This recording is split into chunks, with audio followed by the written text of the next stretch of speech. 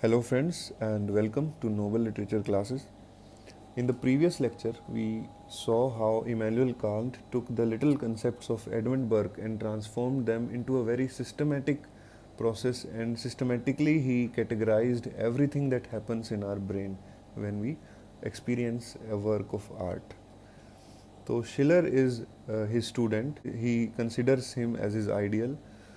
So he takes on the ideas of Immanuel Kant, and he then, without hurting his master's sentiment, he tries to bring a new concept. So if you remember, Immanuel Kant focused mainly on the subjective, on the mind. उन्होंने कहा that everything lies in the mind and everything happens in the brain only, and the material world for him was not at all important. But now Schiller, he finds a new angle to this thing. He says that we need to unify both these things. We need to unify the subjective and the objective theories. We need to unify the emotional and the rational side of our mind. We need to unify the sensuous drive and the formal drive, and then we can create the play drive. So he will link that play drive with beauty and culture to establish poetry superior than philosophy. That will be an unintentional answer to Plato's questions. So without further ado, let us start. Well, first he starts by romanticizing Kant's theory, and romanticizing का meaning वो नहीं है जो आज के time पे romantic का meaning है. It means to give a new angle or to look at it differently than previous angles. So Kant used to say, and he totally agreed with him, that beauty remains a subjective experience, which is still free and indifferent. And Edmund Burke, he said that judgment is more important than imagination. You must remember Burke's lecture on the sublime and beautiful. Burke preferred judgment over imagination, and similarly, Kant also preferred disharmony of sublime over the harmony of the beautiful. Now, Schiller, he appears to disagree with both of them, and he supports synthesis and harmony instead. So, the ideal art for Schiller is a fusion of the subject and the object, which means he takes on the little spiritual angle which we concluded at the end of Kant's lecture, and he works on that spiritual angle of humanity, and he uh, writes his own theory on that. So, for Schiller, nature is not a materialistic dead object, just like it was for Kant or Edmund Burke, but it is alive, and nature also seeks perfection, according to Schiller. And if you can relate it, these are the foundational ideas of romanticism. If you will see that Wordsworth and Coleridge, they also talked about the marriage of the mind and the nature. So this is how we are getting on to romanticism closely. You will see everything. So Schiller looks back to the ancients again, but not like in the way of neoclassicals. मतलब neoclassicals, they wanted a short formula for success. They wanted to copy the rules of decorum. They wanted to copy the perfect plot of Aristotle. But Schiller does not want all that. Yet he says that we have lost the humanity which the ancients had, and especially he's talking about the Greek people. He says that they had the power to fuse imagination and the reason, which we don't have anymore. In fact, we live divided, fragmented, and contrasting lives, and our imaginative or our intuitive side, it has totally been cut off from our rational or the speculative side. And now Nietzsche, Friedrich Nietzsche, he will call these two sides later as the Dionysiac and the Apollonian. And even T.S. Eliot will later term this division of the two sides, as the dissociation of sensibility. But Eliot and Schiller will have a contrary points, because Eliot, he will say that this happened after the metaphysicals, which is the late 17th century, but Schiller will say that it happened after the classical age. तो जब से वो classicals गए हैं उसके बाद से ही the dissociation of sensibility took place, according to Schiller. So Schiller wants to reunite both these sides, and let us see how he does that. So now let us talk about his work, in which he completely distinguishes the ancients from the moderns. On naive and sentimental poetry, he says that the naive people, the ancients, they were totally tied to nature, whereas we moderns, we are completely detached from the nature. And the ancients, they rejected all the artificial and clever, but we moderns, we have embraced it. So moderns he called sentimental, ancients he called naive, and therefore he says that जो ancients थे, because they were never in favor of any civilization, so they were uncorrupted. But we, on the other hand, as we have been civilized, so we have been totally corrupted, and we have been under the influence, a long influence of uh, great controlling powers, which we are not even aware of. So he says that the ancients, they, because they were uncorrupted, therefore they were unmediated. कि उनके thought process they were directly link to the nature. अब हमारे thought processes on the other hand they are link to the society we live in to the civilize society what we call, के किसी को copy कर करके we are living our lives, and therefore our lives have become more complex, and we are trying to be more artistic and self conscious also. But still he does not say कि naive poetry और sentimental poetry they are better than each other. मतलब उन्होंने ये बिल्कुल नहीं कहा कि ancients हमसे better थे या हम उनसे better हैं या उनसे नीचे हैं. He says that looking at them is useless. So if we try to go into nostalgia कि यार पहले कितना अच्छा टाइम होता था, then it is useless. So he wants us to look ahead in the time, and he wants us to unite the naive and sentimental. He also says that the naive only exist today in children. That innocence, if you can find, it is only in the children. So you can also relate this thing to the sense of belatedness, which we talked about in lecture 4, when Longinus says कि I am born in a wrong age, कि मेरी as ही ऐसी नहीं है, मेरे हालात, हमारे यहाँ का माहौल ही नहीं है पोइट्री लिखने का. तो ऐसा ही कुछ अभी ये शिलर बात करते हैं about it. This concept was called as sense of belatedness by Harold Bloom. तो शिलर सेज कि अब यार ऐसे सोचने में कोई फ़ायदा नहीं है that we are born in some other age जिसके अंदर माहौल ही नहीं है आर्ट पोइट्री का.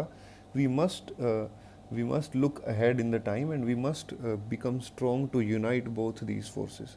And he again says that it is the role of the culture, education, and the beauty which we talked about, and it is their role to achieve this fusion.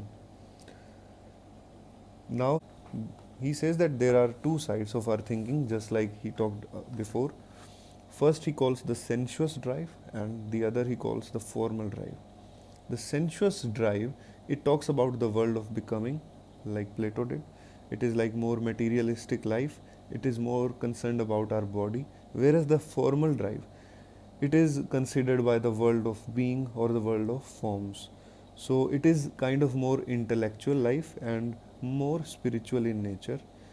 And so the sensual life is Dionysian, sensational, like we are affected by our senses so much, and we don't have an individual personality because we are so much affected by all of it that we have lost our individual personality. But the formal drive, he says, it is more Apollonian or rational, and it believes in the preservation of personality. Now, sensuous drive, he says that it exists in the objective and the concrete world which we live in today, and the formal drive, it exists only in the subjective or the dynamic mind. So, in order to write great things, we must fuse both of them, our mind and the world we live in, and then only we can create what he calls the fusion or the play drive. So, as I told you, for him, both these drives are equally important to attain that fusion. The greatest task of culture and education for him is to allow these two drives to function freely. अब आज के time पे हम देखें, we are more focused on the sensuous drive. Like जो देश backward हैं आज के टाइम पे, they are more focused on the sensuous drives. But the more independent और the more developed nation, they are focused actually on both these drives equally. They allow the free play. Now he talks about the free play or the play drive, which he calls it. He says that man, also women, man is only fully human when he plays. and it will also be the concept by romantics and also Sigmund Freud, who although was a psychoanalytic but psychoanalytical thinker, but still he talked about the same thing. So they both say that man is only fully human when he plays. That is why the play drive. तो इसको किसी derogatory remark में हमें नहीं लेना है, and we should totally respect the way the children behave. And he says that the play drive, it sets us free from both the physical restraints of the nature and the moral restraints of the reason. And therefore he says uh, that play drive is incarnational, that it gives us life. तो Christian थे, he was a Schiller was a Christian, although he was German, but he was a German Christian. And still in Christianity they talk about incarnation, मतलब incarnate, when Jesus went inside the carne means flesh, then it was called as the moment of incarnation of Jesus.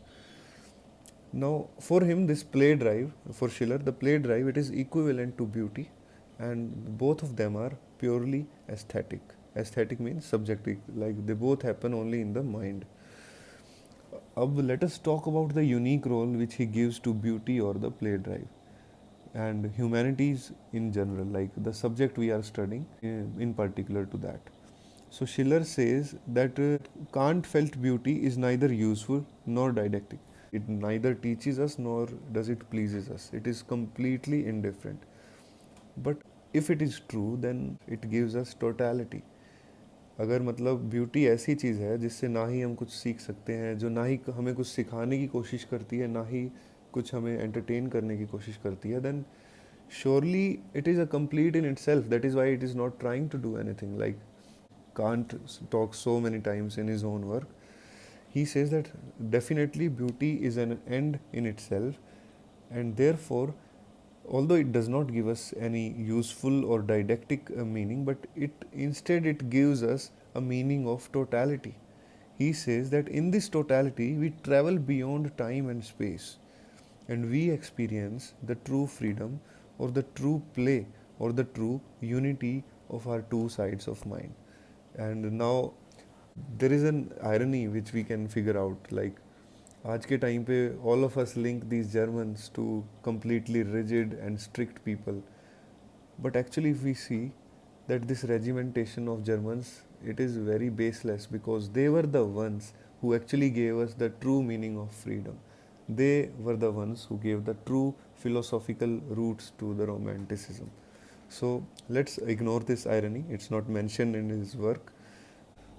So now Schiller says that through beauty we are able to see the hidden, मतलब we are able to give form to what we earlier think is formless, and we are able to understand what we earlier thought was terrifying. For example, एक बच्चा है जिसे बिल्कुल भी knowledge नहीं है about the animals all around, मतलब एक we are talking about a little kid over here. So whenever he sees a dog or a cat, the first thing he'll be doing is that he will get terrified about that cat. But जैसे जैसे as soon as we start to teach him or we start to tell him fables, जैसे हम अगर उसे पंचतंत्र की कहानियाँ सुनाएं, and then surely he will get to befriend those animals in his mind, or those tales, they will actually be talking about, although that materialistic world, those animals, but again they will be building a relation between that mind of that child to the mind of that animal, although that relation does not exist, but that relation will be formed in their mind. So similarly, we are talking about morality plays, because earlier people were they were so much afraid about this concept of God and the devil, but when morality plays came, they completely talked to people about that if you do this, God will, like they clarified in those days to people what religion is. So that is how we gain supra-sensible victory over nature, which frees us from our deepest fears. This supra-sensible we already talked in the previous lecture about Kant. It is like beyond the sensible world. But still, unlike Kant, although he says that there is this subjective mind, it is so important, but still Schiller says that we must stay in reality. We must learn to appreciate the life we have.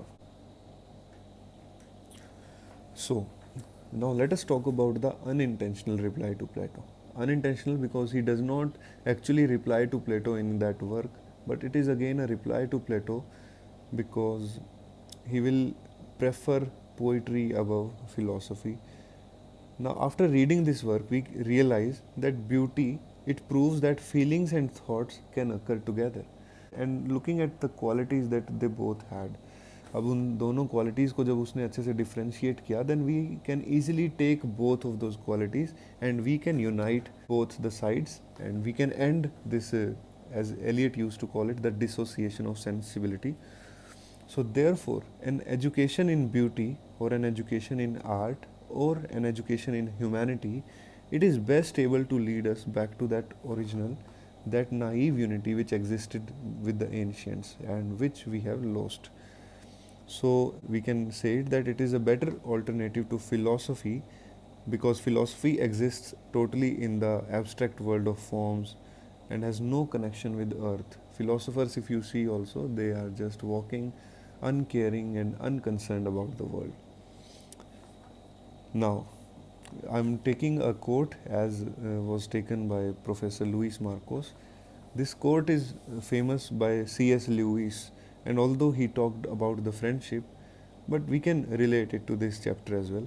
He says that although beauty may possess no survival value in itself, but it does give value to our survival. And with that quote, I like to end this lecture and I hope आप लोगों को ये समझ आया हो. नहीं समझ आया तो फिर से देखो, फिर भी नहीं आया तो you can ask in the comments down below. If you like this video, do give a thumbs up and do subscribe to the channel and share it with your friends. Thank you and have a very nice day.